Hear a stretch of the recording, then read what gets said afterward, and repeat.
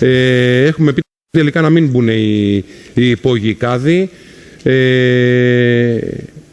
για συγκεκριμένους λόγους. Ένας από αυτούς είναι ότι η μελέτη εκεί που έδειχνε υπόγειους κάδους έπεφτε πάνω σε μελέτη για τα σφείο.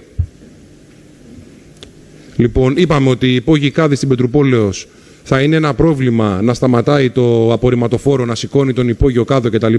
Θα παραμείνουν οι κάδοι που υπάρχουν, οι οποίοι θα φύγουν όμως από τις θέσεις πάρκινγκ που καταλαμβάνουν τώρα, θα πάνε πέριξ, όπως έχει γίνει σε αρκετά σημεία στην Πάνω Πετρούπολη.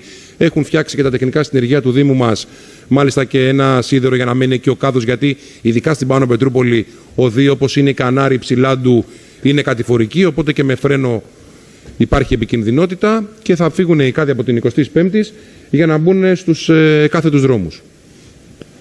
Υπάρχει κάτι άλλο, κύριε συνάδελφε? Ορίστε, κύριε Σακούτη. Όχι, μου γεννήθηκε μια απορία τώρα με αυτά που είπε ο Δήμαρχος. Είπατε ότι δεν θα μπουν οι κάδοι γιατί συμπίπτουν με τη Σφείο. Οι Σφείο θα προχωρήσουν δηλαδή?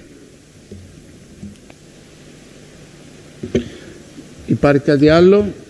Όχι. Άρα περνάμε στην ψήφιση του πρώτου. Κύριε Σκαλιστήρα. Όχι σε όλα τα σημεία.